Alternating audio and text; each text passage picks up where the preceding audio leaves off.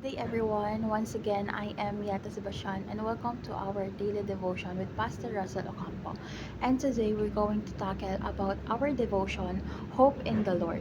And our scripture is all about Isaiah chapter 40 verse 31. NIV version.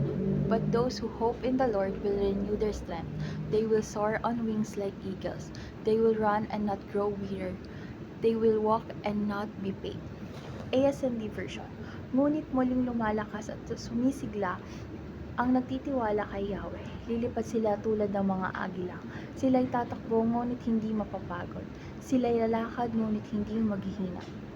So, the teaching of Pastor Russell is first, renew their strength. So, yung mga nagagalak or meron silang pag-asa sa Diyos ay magkakaroon ng bagong lakas at sigla na magmumula sa Kanya. So, kung talagang nagagalak tayo sa ating Panginoon is bibigyan niya tayo ng lakas ng loob, lakas ng pananampalataya at sigla na nagmumula sa Kanya. So, second is soar on wings like angel. So, yung mga nagtiwala sa Panginoon is magkakaroon sila ng lakas na tila mga agila na lumilipad sa himpapawid. Kumbaga, nakakaharap ang mga pagsubok na may kakayahan sa tiwala. So, kapag meron po tayong mga pagsubok, is para daw tayong mga agila na lilipad lang natin lahat or isosurrender lang natin lahat kay God. Dahil nga nagtitiwala tayo na God is good all the time. So, yung pangatlo naman po is endure without being worn out. So, yung mga nagtitiwala sa Diyos, sa ating Panginoon is magkakaroon ng kakayahang magpatuloy sa kanilang paglalakbay sa buhay nang hindi napapagod or naghihina. So, our applications talk about never fight alone. So, lagi natin tandaan na hindi tayo nag-iisa sa ating mga laban sa buhay. Andyan yung Diyos upang bigyan tayo ng lakas at gabay.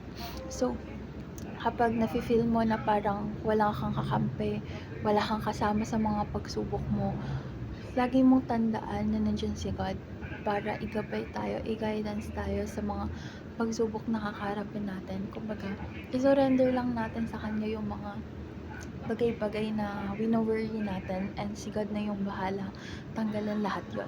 So, yung second is get strength from the true source of power. So, yung tunay na lakas kasi is nagmumula talaga sa ating Panginoon. Sa bawat hamon at pagsubok, magtiwala tayo sa Kanyang kapangyarihan at kabutihan. So, last is soar on wings like angel.